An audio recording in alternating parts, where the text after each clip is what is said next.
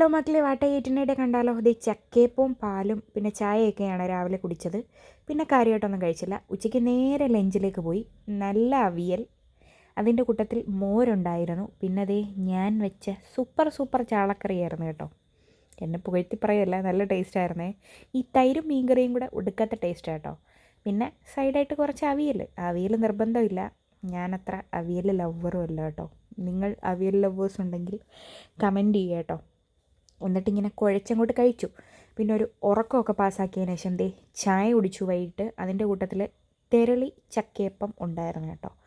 അതും 1-2 എണ്ണം കഴിച്ചു. ഗോക്കപ്പനും കൊടുത്തു, ഞാനും കഴിച്ചു. അതിന് ശേഷം പിന്നീട് രാത്രി ചോറ് തന്നെയായിരുന്നേ. എനിക്ക് ഈ കോമ്പിനേഷൻ ഭയങ്കര ഇഷ്ടം കേട്ടോ. നല്ല മുളക് കറി, മീൻചാറും മുട്ട പൊരിച്ചതും. നിങ്ങൾ കഴിച്ചു നോക്കുക കേട്ടോ. കുറച്ച് മുട്ട ഇങ്ങനെ ഇളക്കി എടുത്തിട്ട് ആ മീൻചാറിൽ മുക്കി ഒന്ന് കഴിച്ചു നോക്കുക. ഒരു പ്രത്യേക ടേസ്റ്റ് കേട്ടോ. പിന്നെ അതിൻ്റെ കൂട്ടത്തിൽ കുറച്ച് തൈരും കൂടെ ഒഴിച്ചിട്ടുണ്ടേ. അപ്പോൾ ഇന്ന് ഇത്രയൊക്കെയാണ് കഴിച്ചത്. അത്രയേ ഉള്ളൂ.